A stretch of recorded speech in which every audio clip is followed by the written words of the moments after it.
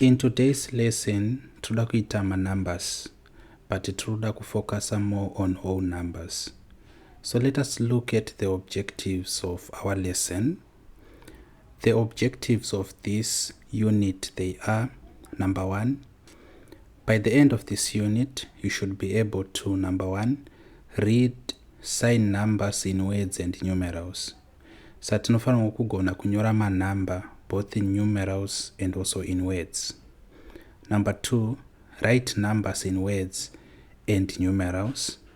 Number three, express numbers in expanded notation or form.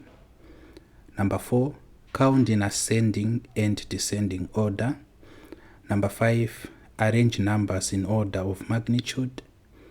Number six, write number sequences. And lastly, number seven, give values of digits in a number.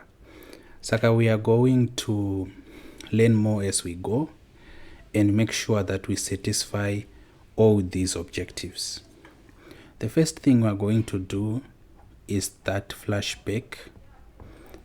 Flashback inoreva kuti takumbodzokera ku grade 6, grade 5 tichidzika kuti tiite a quick revision of zvatakadzidza in those earlier grades. Saka in our flashback, number one iri kuti read the following numbers in pairs or groups.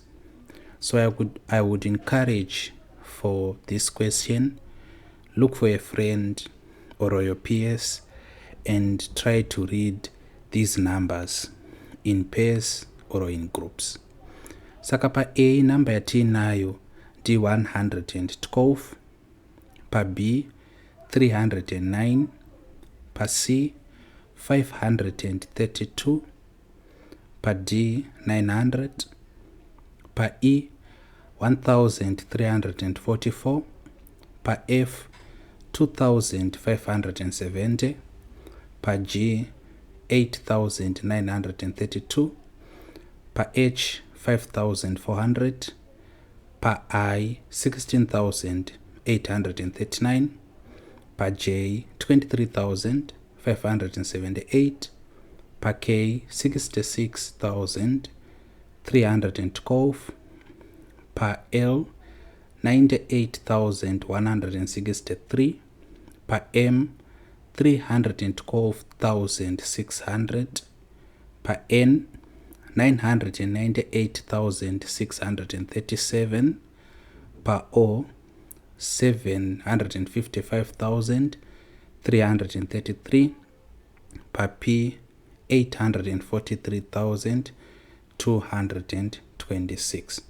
So what I would have encouraged kuti motanga mazama kudana manamba saya in your pairs or groups, then mozoterera ndichimadana comparing kuti madaniro amanga muchiita ndo madaniro andiri kuita here. Let us go to number 2. Saka tapedza number 1, takuda kuita number 2. For our number 2, write the following numbers in words. Saka panapa tina 421. We want to write that number in words. Satinoinyora takadai so 400 and 20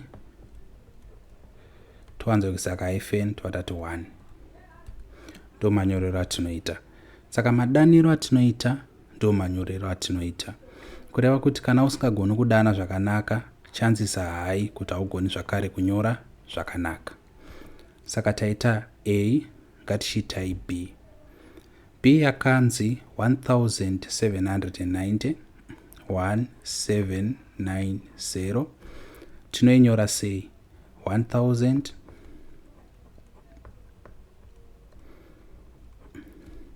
700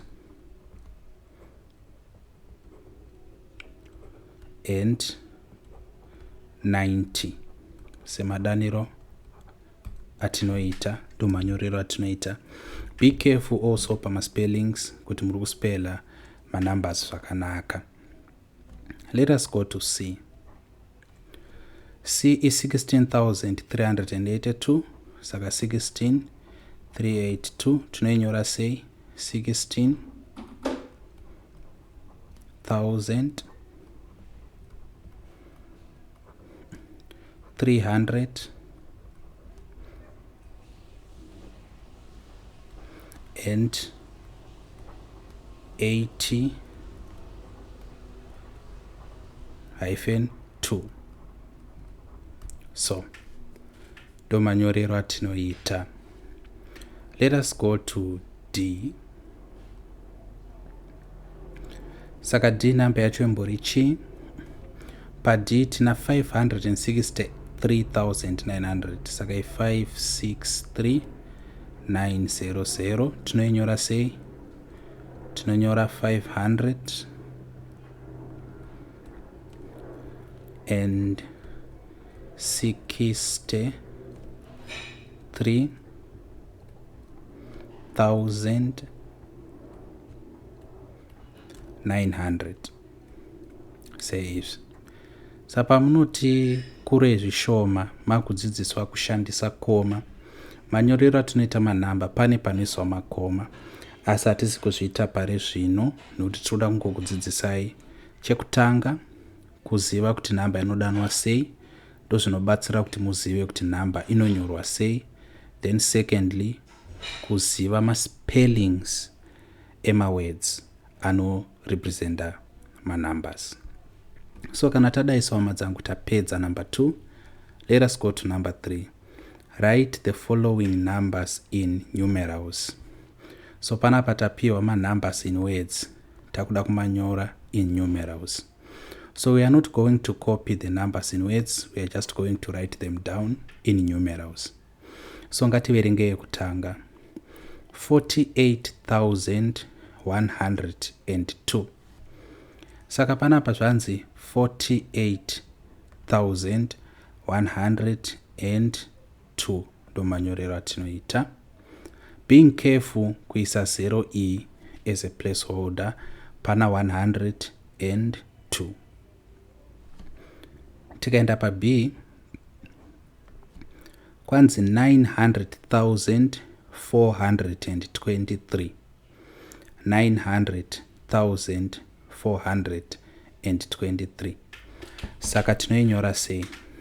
Tiri kuti 900,000 then 423, so 900,423 inonyorwa seizvi.